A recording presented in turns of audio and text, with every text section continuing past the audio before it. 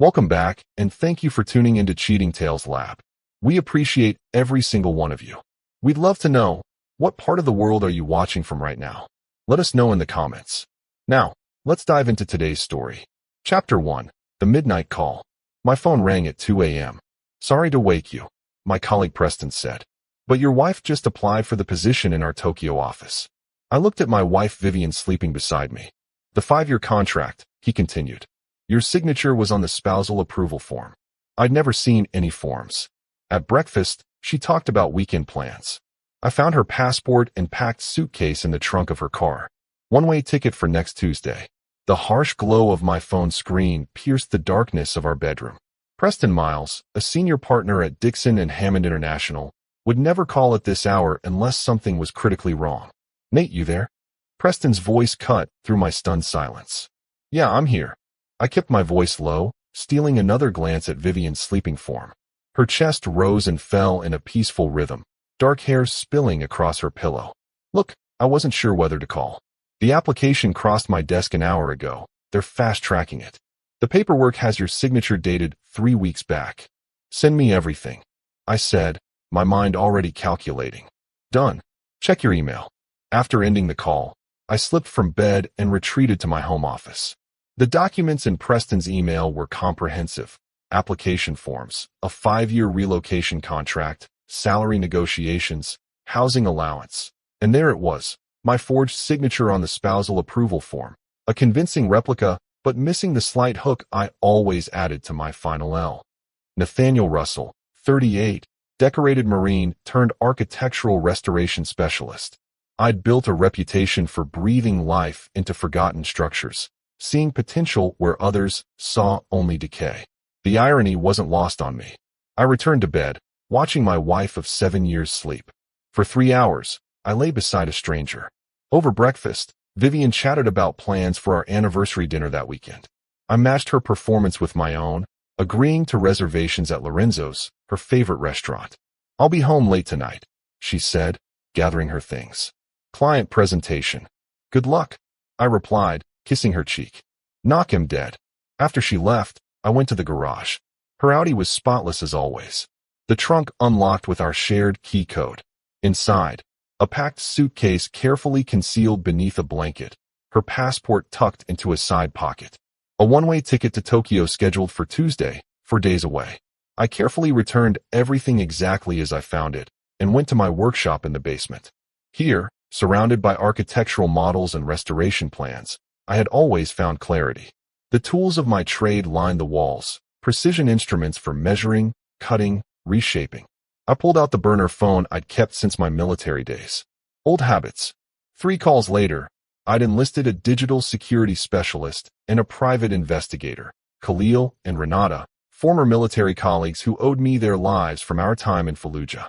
I need everything, I told them. Bank statements, emails, texts, locations. Every move she's made for the past year. Rules of engagement? Khalil asked, military shorthand for how far I wanted them to go. I thought about the forged signature, the hidden suitcase, the years of apparent deception. No limits. Just don't get caught. By evening, I had begun architecting something new, not a restoration, but a demolition. Chapter 2. The Web of Lies. The information arrived in encrypted packets over the next 48 hours. Vivian had opened a separate bank account 6 months ago, with regular deposits growing the balance to just over $175,000. Her location data revealed weekly meetings at the Westlake Hotel, always on Tuesdays from 1 to 3 p.m., despite her calendar showing client meetings elsewhere. Text messages and emails painted the clearest picture. For 11 months, she'd been involved with Bryson Ashford, regional director of Dixon and Hammond's Pacific Rim operations. Their relationship had begun at a company retreat I'd skipped to finish the Addison building restoration. He sees me in ways you never could, she'd written in one message. Nathan lives in the past, always trying to rebuild things instead of creating something new. The Tokyo position had been created specifically for her, a senior marketing directorship reporting directly to Bryson, who was relocating to oversee the firm's Japanese expansion. They had planned this escape meticulously, with Bryson pulling strings to rush her visa application and housing arrangements. I maintained my routine, matching Vivian's deception with my own. Each morning, coffee together, casual conversation about work, the weather, plans for a future that would never arrive. Each night, dinner, occasionally lovemaking that now felt like a violation, her whispered, "I love you," a poisoned dagger. On Saturday morning, I visited my mother's grave.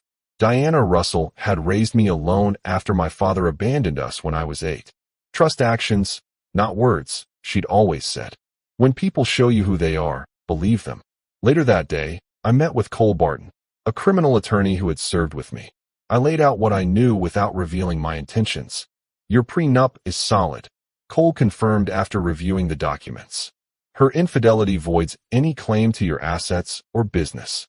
The forgery is criminal. You could have her charged." "I'm not interested in what the law can do for me," I replied. Cole studied me carefully. "Nate, I know that look. You're not in Fallujah anymore. Whatever you're planning, I need you as my lawyer, Cole. That means confidentiality, nothing more." That evening, at our anniversary dinner, Vivian wore the diamond necklace I'd given her for our 5th anniversary. She ordered champagne, toasting to many more years. I recorded every moment on the small device in my jacket pocket, documenting each lie. "I've been thinking," she said over dessert, "maybe we should take that trip to Japan we've talked about. This spring, perhaps." "Tokyo," I suggested. Her expression flickered momentarily. "Or Kyoto, somewhere with history. You'd love the architecture." "I'll start looking into it," I said, smiling as I raised my glass. To new beginnings. After returning home, I excused myself to make a work call and went to my office. I connected with Preston, who had uncovered additional details about Bryson's operation. "It's worse than we thought," Preston said. "Ashford has been systematically poaching top talent from competitor firms for this Tokyo expansion. He's building an empire over there, with Vivian as his cornerstone." "Why tell me about the application?" I asked. "You could have stayed out of it."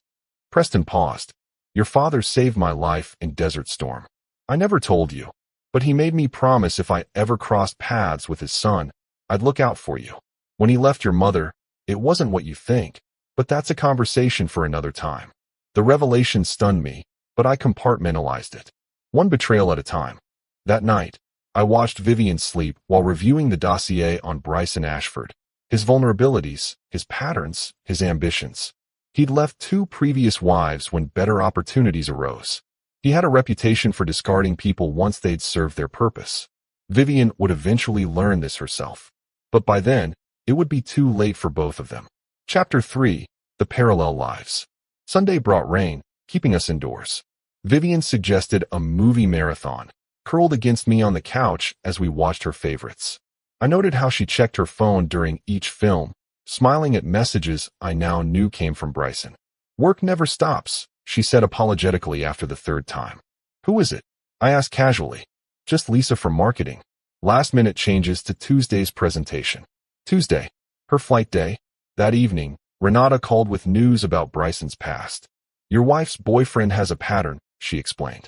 3 companies, 3 affairs with married executives, 3 overseas relocations. Tokyo makes 4. He cultivates relationships with talented women, promises them the world, uses them to establish his position, then discards them once he's secure. And the companies allow this. He delivers results. Increases market share by an average of 22% within 18 months of taking over a region. Dixon and Hammond stood to lose their Pacific Rim foothold before they brought him in. They'll overlook almost anything for those numbers. Almost anything, I repeated, an idea forming. Monday brought another layer of revelation. Khalil had recovered deleted emails outlining Bryson and Vivian's complete plan. After establishing the Tokyo office, they would work remotely for 6 months, then resign simultaneously to launch their own firm, taking Dixon and Hammond's Pacific clients with them. "They've already secured startup funding," Khalil reported, "conditional on bringing at least 60% of the client portfolio." Who's bankrolling them? Tanaka Holdings, Japanese investment group looking to build an American-Japanese partnership firm. I spent Monday finalizing my approach. The complexity required precision timing and undetectable execution. I made calls to Aria Livingston, my oldest friend who ran a cybersecurity firm, and Vincent DeLuca, a restaurateur who owed his business to my investment during the pandemic. That night, Vivian packed an overnight bag for her early morning presentation in Seattle. I kissed her goodbye, knowing it was the last time I would touch her as my wife. "I'm proud of you," I said, meaning it in ways she couldn't understand. After she left, I opened my laptop and activated the first phase of what I'd come to think of as the restoration, not of our marriage, but of justice. Within minutes, encrypted instructions deployed to my assembled team. By morning, everything would be in motion. While Vivian boarded her flight to Tokyo thinking she had successfully executed her escape, she would actually be stepping into the elaborate architecture of her own downfall. Chapter 4. Setting the Foundation. Tuesday arrived with perfect clarity. I rose early, completing my morning run as dawn broke over the Seattle skyline. The air carried the scent of possibility, or perhaps destruction. In my experience, the two often shared the same fragrance. By 9 a.m., I was seated across from Harrison Fuller, CEO of Dixon and Hammond International. Preston had arranged the meeting under the pretense of discussing my architectural consultancy for their headquarters renovation. Nathan, Harrison greeted me warmly, his handshake firm. At 62, he remained imposing, silver-haired and sharp-eyed. "Preston speaks highly of your restoration work. That historical courthouse in Boston was remarkable." "I appreciate the opportunity," I replied, "though I suspect this meeting isn't primarily about architecture." Harrison's expression shifted. "Preston mentioned you're aware of your wife's application to our Tokyo office. More aware than you might imagine." I placed a folder on his desk containing carefully selected pieces of evidence. The forged spousal consent form, emails between Vivian and Bryson discussing their plan to poach clients, financial projections for their competing firm. "Jesus Christ," Harrison muttered, scanning the documents. "How did you get these? Does it matter? The question is, what will you do with this information?" Harrison settled back in his chair. "What do you want, Russell?" "First, I want to confirm. Is my wife currently on your corporate jet to Tokyo?" He checked his computer. Boarding was scheduled for 8:30. They departed at 8:47. "They? Your wife and Bryson Ashford. Standard protocol for executive relocations."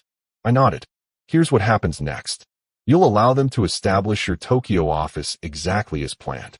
Let them believe everything is proceeding perfectly. And why would I do that when they're planning to steal our clients? Because I'm going to make sure they deliver those clients to you instead, permanently and exclusively, while eliminating your competition before it exists." Harrison's eyes narrowed. "Continue." For the next hour, I outlined my approach.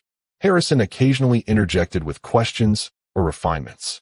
By the end, his initial skepticism had transformed into calculated interest. "If this works," he said, "we secure the Pacific Rim without competition and eliminate a significant threat." "It will work. And your wife? What happens to her in this scenario?" "That's not your concern." Harrison studied me. "You military types always surprise me. Most men would fall apart discovering their wife's betrayal. You built a counteroffensive in days. Most men haven't seen what happens when you hesitate in Fallujah." We shook hands on our arrangement. As I turned to leave, Harrison called after me. "Russell, what do you get out of this?" I paused at the door. The satisfaction of a restoration done right. From Dixon and Hammond, I drove to Vincent DeLuca's restaurant where we finalized arrangements for his role.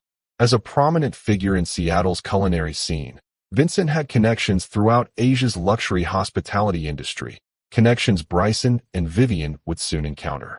"My cousin Marco runs VIP relations at the Imperial Hotel in Tokyo," Vincent confirmed. "He'll ensure they receive our special welcome package." "Nothing traceable," I reminded him. Vincent smiled. "In my business, the best ingredients never leave fingerprints." By evening, I met with Aria at her downtown office. Her team had completed the digital architecture necessary for the next phase. "The systems are in place," she confirmed, showing me the back-end access points she'd established in Dixon and Hammond's Tokyo servers. "Completely undetectable and compartmentalized. Not even my team knows the full scope." "Timeline. We can activate remotely the moment you give the word." "But Nate," Aria hesitated. "I've known you 20 years. This level of calculation isn't like you. The man you knew died when he found a forged signature and a one-way ticket." That night, alone in our house, I poured a glass of Vivian's favorite whiskey and accessed the tracking systems Khalil had installed. Their flight had landed in Tokyo. The car service had delivered them to the luxury apartment Dixon and Hammond had leased, a single residence, not separate accommodations as would be standard for relocating executives. I opened the safe behind my architectural awards and removed the small black box I'd carried home from Fallujah, a reminder of what happened when betrayal went unanswered. Inside lay the combat knife that had saved my life when a supposed ally had revealed himself as an enemy. Some lessons you only need to learn once. Chapter 5. Strategic Deception. 3 weeks passed with methodical execution. Vivian called regularly, maintaining the fiction of her Seattle business trip with practiced ease. The client negotiations are taking longer than expected, she explained during our Sunday call. They're asking for extensive customization of the marketing strategy. How much longer do you think you'll be? I asked, playing my role. At least another 2 weeks. I miss you. I miss you too, I replied, watching the live security feed from their Tokyo apartment on my laptop. Bryson had just entered the living room, half-dressed and checking his watch. How's the Westbrook project coming along? She asked, referring to my current restoration. Making progress. Some structural issues to address, but nothing I can't handle. On my secondary screen, emails appeared between Bryson and Tanaka Holdings, secured through Area's digital architecture. They were scheduling meetings with Dixon and Hammond's clients earlier than originally planned, accelerating their timeline. I need to run, Vivian said. Dinner with the client team. Of course. Love you. Love you too. The digital counter on my screen showed the call duration. For minutes, 12 seconds. Each conversation had grown progressively shorter. Following the call, I convened with my team via encrypted video conference. Renata reported from Tokyo, where she was monitoring their movements in person. They've met with 7 Dixon clients already, she confirmed, claiming they're conducting relationship management, but they're subtly testing waters for their venture. They've scheduled dinner with Tanaka executives tomorrow night. Perfect timing, I noted. Bryson's presentation to Dixon's board occurs the following morning. Khalil, status on the financial preparations? Khalil's face appeared in another window. Complete. The shadow accounts are established with transaction histories dating back 8 months. When activated, they'll appear to have existed all along. Arya, the digital trail is in place. All communications will reroute through our controlled channels once initiated. The kill switch is ready in case we need to abort. I turned to Cole, who had reluctantly joined our operation as legal counsel. I've prepared everything as requested, he said, his expression grim. But I still think. Your objection is noted, I interrupted. Vincent, the dinner arrangements? Vincent appeared, nodding. Marco has confirmed. They'll be seated at the private room overlooking the garden. Chef Hiroshi will personally handle everything. Execution begins tomorrow at 1900 Tokyo time, I announced. Synchronize accordingly. The next evening, I monitored events from my command center in the basement.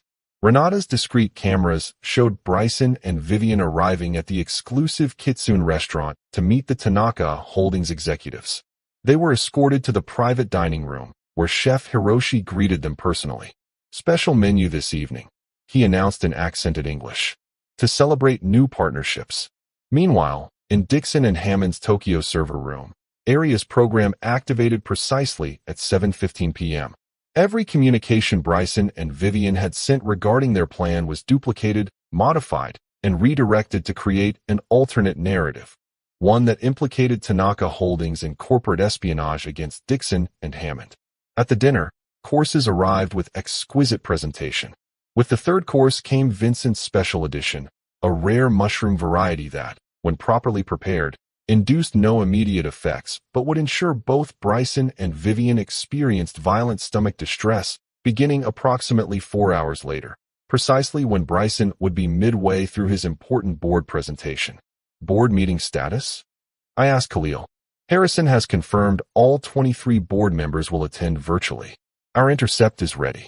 At midnight Tokyo time, Arya initiated the final digital sequence. Every device belonging to Bryson and Vivian received a simultaneous update that installed our monitoring framework. By morning, we would control what they saw, sent, and received without detection. I poured another whiskey and opened the real-time feed to their apartment. They had returned from dinner, Bryson reviewing his presentation while Vivian prepared materials for their upcoming client meetings. We're almost there, Bryson told her, pulling her onto his lap. 6 months from now, we'll be celebrating the launch of Ashford Global Partners. What about the Dixon clients? Are you sure they'll follow us? They follow success, not corporations. We've already got soft commitments from Nakamura Electronics and PT Global. With those two alone, we hit 40% of our target. Vivian kissed him. I never thought I'd thank Nate for skipping that company retreat last year. To absent husbands, Bryson laughed, raising his water glass. I closed the feed and checked the time. Just past 9 a.m. in Seattle. I dialed Preston's number. It's happening, I told him when he answered. Tomorrow, they fall. Harrison's on board completely, Preston confirmed. The board is primed to react exactly as we need. And the Tokyo authorities? Your documented evidence of corporate espionage attempts will be very convincing, especially with Tanaka's historical violations. I ended the call and climbed the stairs to our bedroom, a space that now felt like a museum of fabricated memories. From Vivian's closet, I removed her favorite black dress, the one she'd worn when I proposed. Carefully, I placed it on the bed, positioning her wedding ring on top.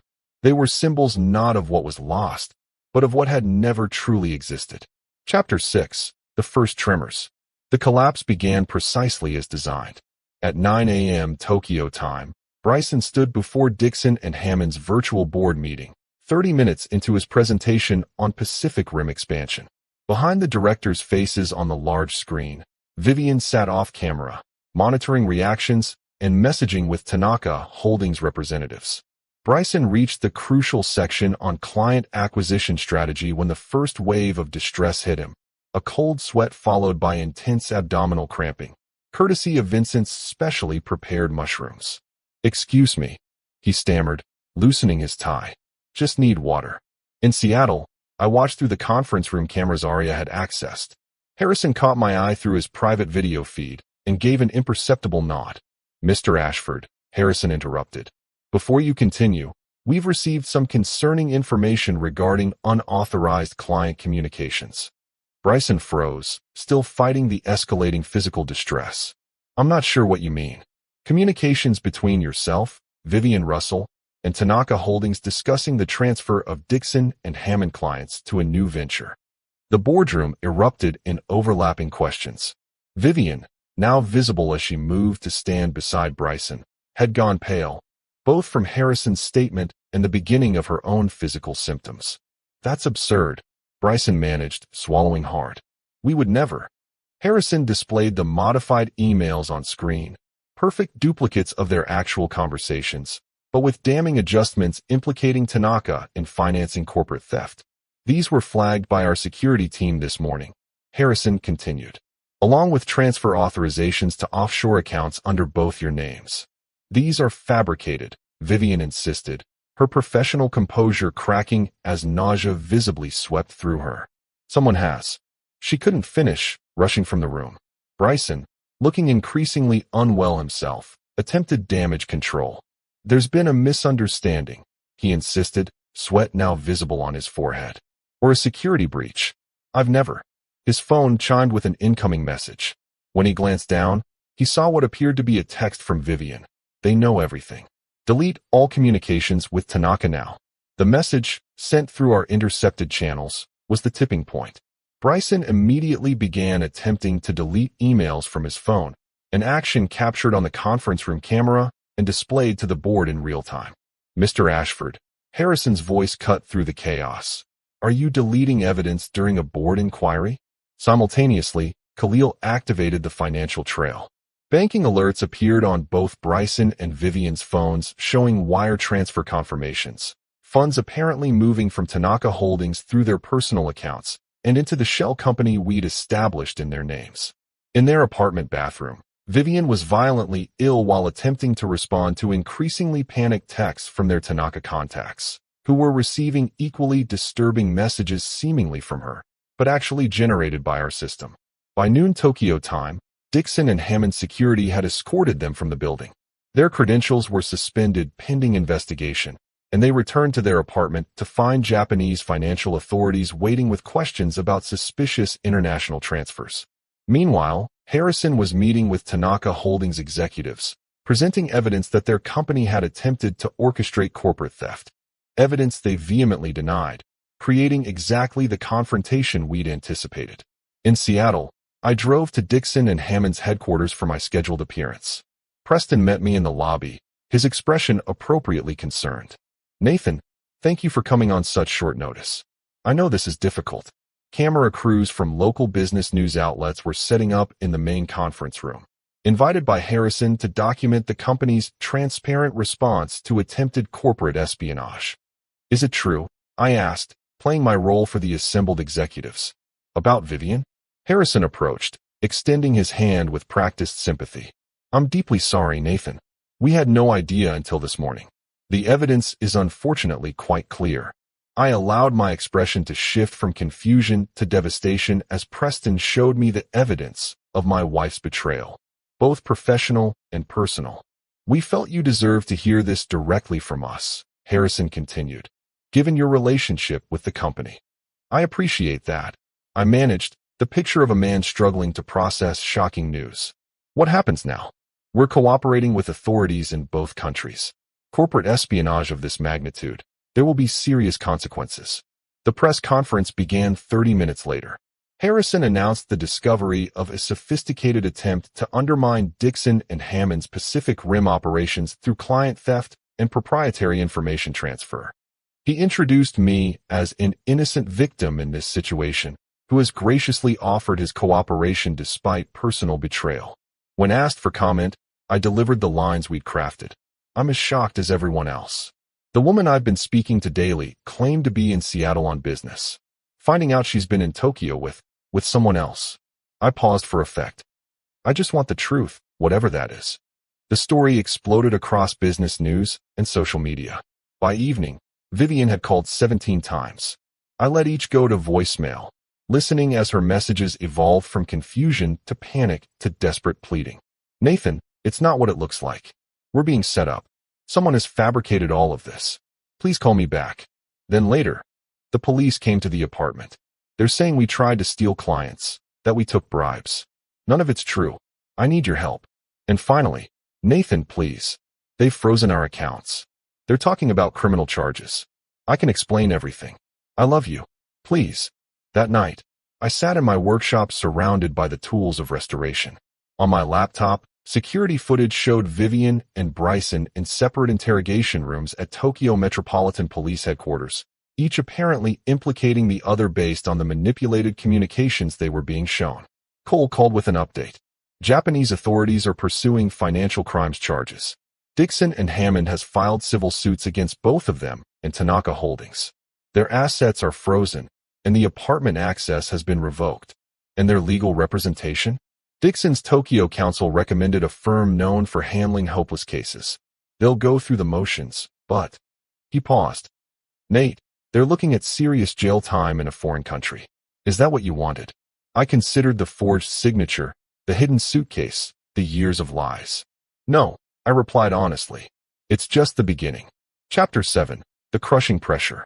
Day 3 of what Japanese business media had dubbed the Dixon Conspiracy brought the first signs of fracture between Vivian and Bryson. From my command center, I monitored their separate interrogations through areas access to police systems. "Ms. Russell," the investigator said, sliding printed emails across the table. "These communications suggest the plan originated with you, not Mr. Ashford." The documents, carefully modified by our team, showed Vivian initiating discussions about client poaching 8 months earlier. "That's impossible," Vivian insisted, exhaustion evident in her voice. Her normally perfect appearance had deteriorated after 2 nights in detention. Bryson approached me.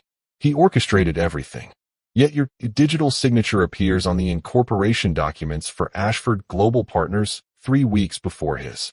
Simultaneously, in another room, Bryson was being presented with contradictory evidence, communications suggesting Vivian had been manipulating him while maintaining a separate agreement with Tanaka executives. "We have testimony from Tanaka's CEO that his arrangement was exclusively with Ms. Russell," the investigator told him. "He claims you were not mentioned in initial discussions." Bryson's composure finally cracked. She leveraged her husband's architectural connections in Asia. She brought the client relationships. I provided the operational framework, but this was a partnership. By evening, their legal teams were no longer coordinating defense strategies.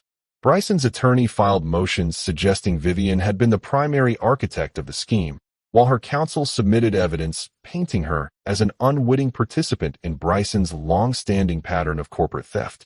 In Seattle, I maintained my performance as the devastated husband. Local business journals requested interviews, which I reluctantly accepted, carefully presenting myself as concerned primarily with understanding what happened, rather than seeking retribution. I just want to know the truth, I told the Seattle Business Chronicle. 7 years of marriage deserves at least that. The reporter, Lauren Mercer, pushed further. There are rumors Dixon and Hammond knew about their relationship before this scandal broke. Did you have any suspicions? I trusted my wife completely. I replied, allowing my voice to break slightly. Perhaps that was my mistake. The article, published the following morning, portrayed me sympathetically, a dedicated professional blindsided by betrayal. Harrison called to commend my handling of the press. Perfect tone, he said. The board is impressed with your composure given the circumstances. What's the client situation? Better than expected. 3 have already confirmed they're staying with us exclusively, specifically citing concerns about Tanaka's ethics after the scandal broke. 2 more are finalizing renewed contracts at increased rates. And the Tokyo office. We're accelerating the legitimate expansion. Preston's flying out tomorrow to stabilize operations. The publicity has actually generated interest from potential clients who previously wouldn't take meetings with us. All proceeding according to design. That evening, Cole called with news from Tokyo. Japanese prosecutors have filed formal charges: corporate espionage, fraud, attempted theft of trade secrets, and financial crimes. Bail has been denied for both. On what grounds? Flight risk. Their one-way tickets and liquidated assets in the U.S. didn't help their case. I pulled up the live feed from Vivian's cell, a stark concrete room with a single bed and metal toilet. She sat perfectly still, staring at the wall, her usual animation completely gone. What about the Dixon lawsuit? I asked, moving forward aggressively. Their legal team is demanding full financial discovery going back 5 years. They'll find the fabricated transfer records we planted. And Tanaka? They've cut all ties, claiming they were victims of misrepresentation. They're cooperating fully with authorities to protect their reputation. I ended the call and opened my laptop to review the next phase. On screen, an email template awaited, one that would be sent to Vivian's attorney from an anonymous account, containing just enough legitimate evidence to suggest a frame-up without revealing the full scope of my operation. Just enough hope to make the final collapse more devastating. After sending the email, I drove to the cemetery where my mother was buried. In the growing darkness, I stood before her headstone. You always said every betrayal carries its own punishment, I said to the silent stone. I've just accelerated the timeline. My phone rang, Preston from Tokyo. Nathan, we need to talk about Endgame, he said without preamble. Harrison is pushing for maximum penalties. If they both go to prison here, this becomes something else entirely. That was always the risk they took. This isn't Fallujah, Preston said, echoing Cole's earlier warning. There are lines you don't cross in civilian life. They crossed those lines first. Your father wouldn't. Don't. I cut him off. You don't get to invoke him. A long pause. Fine. But at least talk to her. Hear her side. Why would I do that? Because vengeance has a way of hollowing you out. I've watched it happen to better men than either of us. After ending the call, I sat in my car contemplating Preston's words. There was a certain logic to facing Vivian, not for reconciliation, but for completion. To see the recognition in her eyes when she realized who had orchestrated her downfall. I texted Cole, arrange a video call with Vivian. Official purposes only. The meeting was scheduled for the following afternoon. Chapter 8. The Confrontation. The video call connected at precisely 2 p.m. Seattle time, midnight in Tokyo. Vivian appeared on screen, sitting in a bare interview room at the detention center. Her attorney, a stern Japanese woman, sat beside her. Cole positioned himself next to me in my office, maintaining the pretense that this was a formal legal consultation. You have 30 minutes, the guard announced in accented English before leaving. Vivian leaned toward the camera, her eyes hollow from stress and exhaustion. Nathan, thank God. I've been trying to reach you. This is an official consultation regarding the Dixon and Hammond litigation, I interrupted coldly. Mr. Barton has legal questions pertaining to our joint assets. Her face fell. Nathan, please. This is all a mistake. I'm being framed. We both are. By whom? I don't know. Someone at Dixon, maybe Tanaka. The emails they're showing me, I never wrote those things. The accounts they claim are mine, I never opened them. I studied her with clinical detachment. Yet you were in Tokyo, planning to stay for 5 years, with a man you've been sleeping with for nearly a year. She flinched. How did you? The Westlake Hotel. Tuesdays, 1 to 3 p.m. Room charged to Dixon's professional development account. Her attorney whispered something, but Vivian shook her head. Yes, Bryson and I were involved. Yes, I took the Tokyo position. But the corporate espionage, the client theft, that's all fabricated. Like my signature on the spousal consent form? Color drained from her face. You knew? Since the night you applied. Preston called me. Preston. Confusion flickered across her features. But he was helping Bryson with the... She stopped abruptly. With the what, Vivian? The client acquisition strategy? The shell company? The offshore accounts? None of that was real. Someone is setting us up. I leaned forward. The suitcase in your trunk. The one-way ticket. Were those fabricated too? Her attorney spoke up. Mr. Russell, if you have relevant information regarding these allegations. I have 7 years of relevant information. I cut in. Starting with the day I met my wife at Dixon and Hammond's charity gala, and ending with the moment I found her passport hidden in her car. Vivian's professional composure finally shattered completely. I was going to tell you. After the position was finalized, I just couldn't find the right moment to mention you were abandoning our marriage. I finished for her.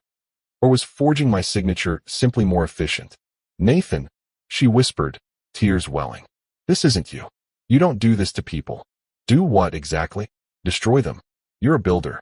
You restore things. I let silence hang between us before responding. Some structures can't be saved, Vivian. Some are compromised at the foundation and must be demolished before something new can rise. Recognition dawned slowly in her eyes.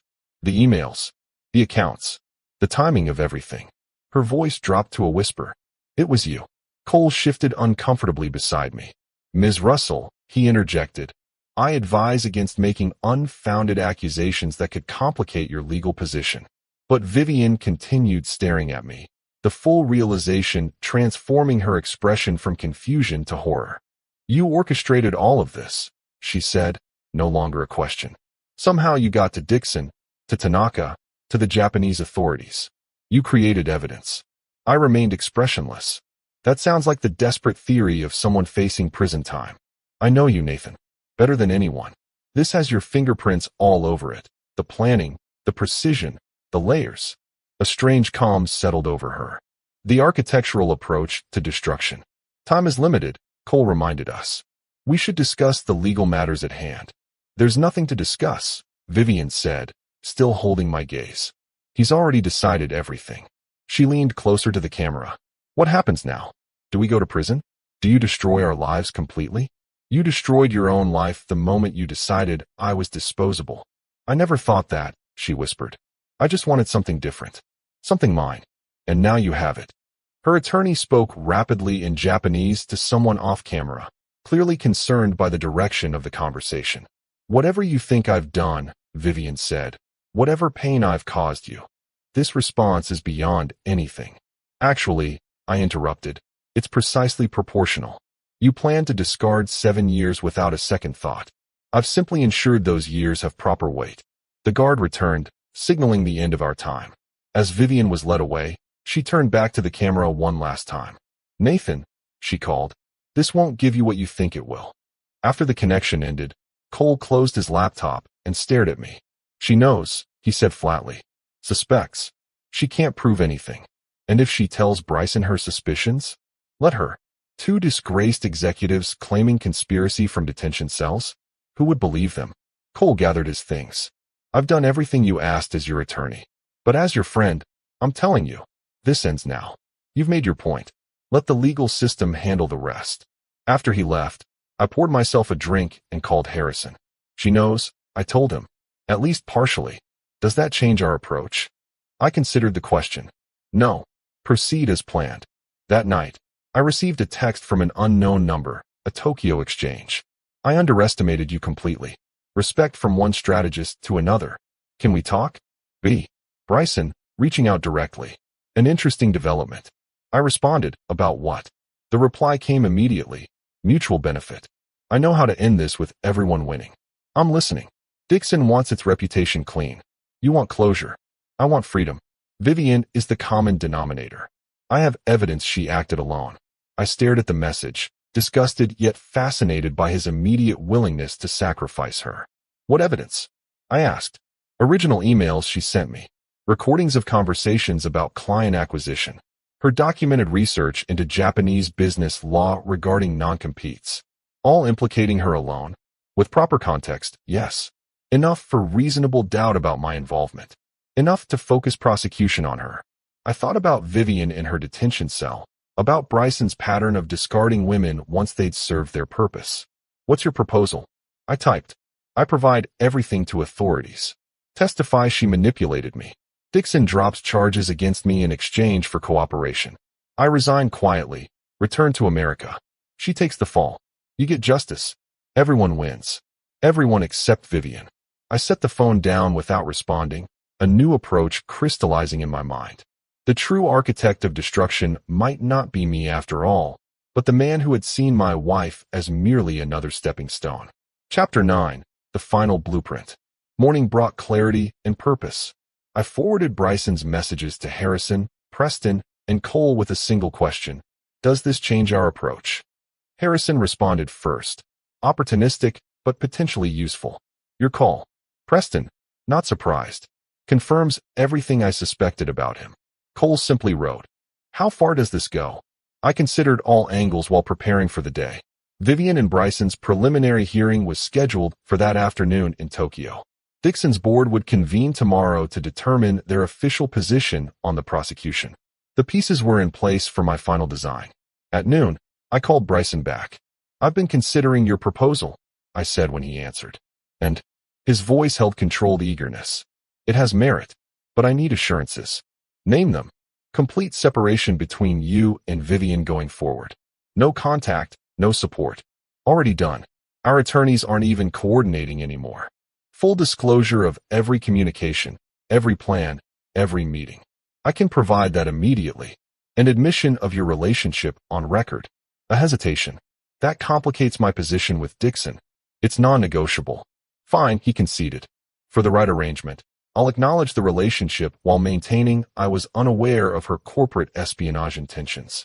Have your attorney contact Cole Barton within the hour. If everything aligns, we move forward today. After hanging up, I messaged Aria. Initiate contingency protocol K. Confirmed, she replied. Timeline. 3 hours. While waiting, I drove to Dixon and Hammond's headquarters for my scheduled meeting with Harrison. The executive floor buzzed with activity as legal teams prepared for tomorrow's board meeting. Ashford's attorney reached out. Harrison informed me once we were seated in his office. They're pushing for a cooperation agreement. As expected, his testimony would strengthen our position against Tanaka, Harrison mused. Clean corporate narrative. Rogue employee manipulated supervisor. Company acted swiftly and transparently. While the supervisor walks away essentially unscathed, Harrison's expression remained neutral. Business requires pragmatism. So does justice. I countered. Activate the contingency we discussed. Harrison studied me. You're certain? Once implemented, it can't be undone. I'm certain. He nodded once, then made a call to Dixon's legal department, speaking in carefully coded language about implementing full disclosure protocols and maximum transparency measures. 3 hours later, as Tokyo's business day began, Contingency Protocol K activated with surgical precision. Every device connected to Dixon and Hammond's network received a comprehensive data package containing unaltered, authentic communications between Bryson and Vivian, alongside documented evidence of his previous patterns at 3 corporations. Simultaneously, Japanese prosecutors received anonymous submissions showing Bryson's communications with Tanaka executives predating Vivian's involvement by months, along with recorded conversations where he explicitly outlined using her as the public face of operations while maintaining control from behind the scenes. Most devastating, Video from the Westlake Hotel showing Bryson with not just Vivian, but two other Dixon executives in separate meetings, all discussing aspects of the Tokyo strategy that contradicted his claim of ignorance. The evidence flood extended to financial institutions, revealing the true nature of transactions Bryson had attributed solely to Vivian. Business journals received comprehensive timelines documenting his history of similar schemes at previous companies. By midnight Tokyo time, Bryson's attempted betrayal of Vivian had completely backfired. Instead of improving his position, he now faced enhanced charges and the unified opposition of everyone he'd attempted to manipulate. In Seattle, I sat in my workshop when Cole called with updates. Dixon's board has voted unanimously to pursue maximum penalties against Ashford while offering Vivian a cooperation agreement, he reported. Japanese prosecutors have added witness tampering and obstruction charges to Bryson's case after his attempt to submit falsified evidence. And Vivian? Still facing charges, but significantly reduced if she cooperates fully against both Bryson and Tanaka. No jail time, but permanent industry blacklisting and substantial financial penalties. Exactly as designed, I noted. There's more, Cole continued. Harrison has offered you a consulting position with their restoration division, highly visible, extremely well compensated. The sympathetic husband helping rebuild what others tried to destroy. I'll consider it. After ending the call, I pulled out the divorce papers Cole had prepared weeks earlier. The terms were precise, addressing every aspect of our disintegrated marriage with architectural attention to detail. Vivian would retain nothing but her personal possessions and the consequences of her decisions. The following morning, Aria reported the final digital implementation had completed successfully. All traces of our operation had been systematically erased, replaced with authentic, legitimate evidence of actual wrongdoing. What remained would withstand any investigation. System integrity confirmed, she messaged. Clean building inspection, as you'd say. Preston called from Tokyo with his assessment. Bryson's finished permanently. Dixon's reputation is actually enhanced by our transparent handling. Vivian. He paused. She'll survive, but everything she worked for is gone. That was her choice, I reminded him. Was it worth it, Nate? All this planning, all this effort. I considered the question while looking at the architectural models surrounding me, each representing a structure I'd brought back from decay, each requiring the removal of compromised elements before restoration could begin. It wasn't about worth, I replied. It was about foundation. You can't build anything worthwhile on betrayal. 6 months later, I stood in the conference room of Dixon and Hammond's renewed Tokyo headquarters, a project I'd overseen personally as their new director of international restoration. The space embodied my philosophy, respectful of original structure while uncompromising about removing damaged elements. On the wall hung a minimalist artwork I'd commissioned, architectural blueprints overlaid with Japanese characters.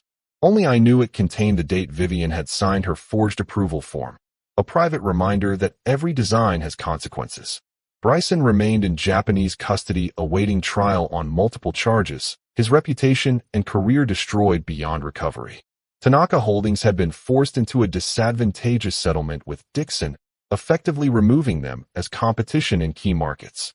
And Vivian, after signing our divorce papers and a comprehensive NDA with Dixon and Hammond, she had returned to Seattle briefly to collect her personal belongings from what had once been our home. By then, I had relocated to a downtown penthouse overlooking the water.